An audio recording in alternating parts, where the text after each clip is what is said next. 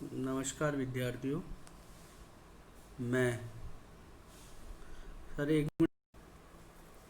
नमस्कार विद्यार्थियों, मैं कौशल सोनी, सहायक आचार्य संगीत कंठ, राजकीय मीरा कन्या महाविद्यालय उदयपुर। विद्यार्थियों, आज का हमारा विषय है बीए फर्स्ट ईयर के प्रथम प्रश्न पत्र का थर्ड टॉपिक का थर्ड यूनिट का फर्स्ट पॉइंट, सप्तक। विद्यार्थियों, सप्तक का अर्थ, जैसा कि आप, सप्तक यानी सात। विद्यार्थियों, क्योंकि एक स्थान पर सात शुद्ध स्वर निवास करते हैं, अतः इसका नाम सप्तक हुआ।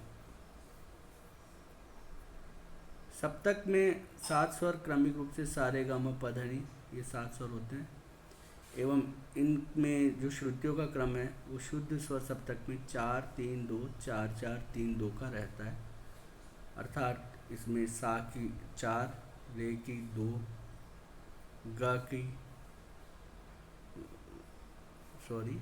सा की 4, रे की 3, गा की 2, मा की 4, पा की 4, धा की 3, नी की 2, इस प्रकार श्रुतियाँ रहती हैं। अर्थात श्रुतियों का क्रम 4-3-2 4-4-3-2 रहता है, तभी तक यह एक शुद्ध स्वर सप्तक कहलाता है। विद्यार्थियों, हमारे आधुनिक संगीत में प्रत्येक स्वर को उसकी प्रथम श्रुति पर रखने का नियम है, जबकि प्राचीन एवं मध्यकालीन संगीत तक प्रत्येक स्वर को उसकी अंतिम श्रुति पर रखा जाता था, जिसके कारण उस समय के शुद्ध स्वर सप्तक में हमारी दृष्टि से गंधार व निषाद स्वर कोमल हुआ करते थे। परंतु आज के समय में, अर्थात आधुनिक संगीत में, स्वरों की स्थापना उनकी प्रथम श्रुति पर की जाती है, अर्थात सा की पहली श्रुति पर। फिर सा की जो 4 श्रुतियाँ होती है, 1 2 3 4, उसके बाद जो 5वीं श्रुति हो रे की है, उस पर रे की स्थापना की जाती है। रे की 5 6 7 के बाद 8वीं श्रुति पर ग की स्थापना की जाती है। 8वीं व 9वीं श्रुति ग की होती है। 10वीं पर मध्यम की स्थापना होती है। तो 10 11 12 13 ये चारों श्रुतियाँ मध्यम की होती है। 14वीं श्रुति पर पंचम की स्थापना होती है। 14वीं 15वीं 16वीं 17वीं ये श्रुति होती है पंचम की। इस तरीके से स्वरों की स्थापना श्रुतियों पर की जाती है।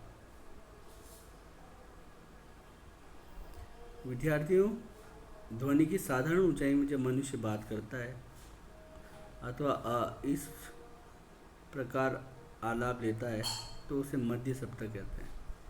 किंतु जब गाने बजाने में नीचे आवाज़ ले जाने की आवश्यकता होती है तो वहाँ मंद्र सप्तक के स्वर काम देते हैं, और जब मध्य सप्तक से भी ऊंचा गाने की आवश्यकता पड़ती है तब तार सप्तक के स्वर प्रयुक्त होते हैं। मंद्र सप्तक के स्वरों को बोलने में हृदय पर, मध्य सप्तक के स्वरों को बोलने में कंठ पर और तार सप्तक के स्वरों को बोलने में तालू पर जोर लगाना पड़ता है।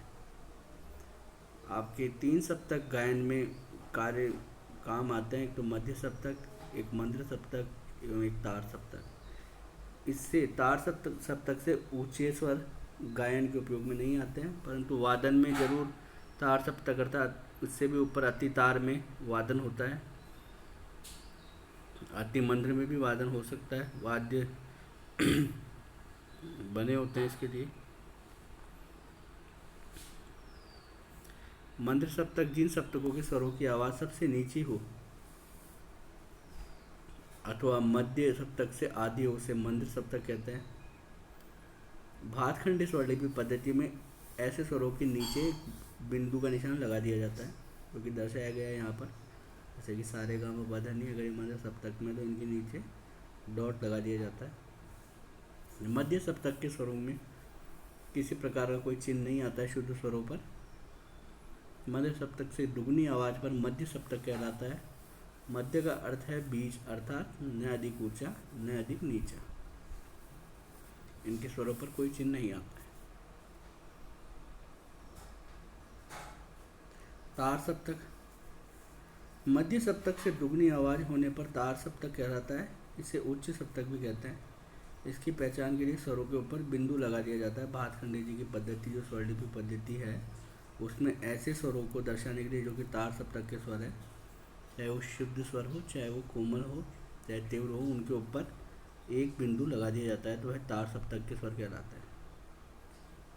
यद्यपि एक सप्तक में 7 स्वर कहे गए, किंतु मैं आपको पिछले पृष्ठों में इसमें बताया हुआ है, लेकिन तदु कोमल एवं तीव्र स्वर करके एक सप्तक में स्वरों की संख्या 12 होती है, जिसमें कि ऋषभ, गंधार, धैवत और निषाद अपने स्थान से नीचे जाकर गायब जाए जाते हैं। अगर हाफ नोट या एक सेमीटोन जब नीचे गायब जाए जाते हैं तो वे कोमल कहलाते हैं, और जो मध्यम है वह अपने शुद्ध स्थान से एक सेमीटोन ऊपर गायब जाया जाता है, वह तीव्र मध्यम कहलाता है। इस प्रकार 7 शुद्ध एवं 5 विकृत स्वर, कुल मिलाकर एक सप्तक में 12 स्वर होते हैं। ये नीचे यहाँ दर्शाया गया है। ये मंद्र सप्तक के स्वरों में प्रत्येक स्वर के नीचे बिंदु का निशान है। मध्य सप्तक में किसी भी स्वर के ऊपर या नीचे सप्तक को इंगित करने के लिए किसी प्रकार का कोई चिन्ह नहीं है, एवं तार सप्तक में हर स्वर के ऊपर बिंदु लगाया गया। विद्यार्थियों, जिसे हमारे भारतीय संगीत में सप्तक कहा जाता है उसे पाश्चात्य संगीत में ऑक्टेव कहा जाता है। ऑक्टेव का मतलब है सा से सा 8 स्वर, और हमारे यहाँ सप्तक में सा से नी तक 7 स्वर, सा रे गा मा पा धा नी। और यहाँ हमारे जो है श्रुतियों का क्रम जब तक 4-3-2 4-4-3-2 रहेगा सप्तक में, तब तक वह शुद्ध स्वर सप्तक कहलाता है।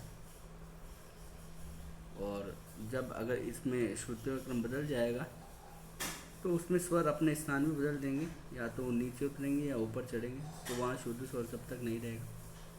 शुद्ध स्वर सप्तक का अर्थ यही है कि जहाँ श्रुतियों का क्रम 4-3-2 4-4-3-2 रहे सारे गा मा पा धा नी स्वरों में, वह शुद्ध स्वर सप्तक कहलाता है। इसका आप लोग सभी अध्ययन करें। धन्यवाद।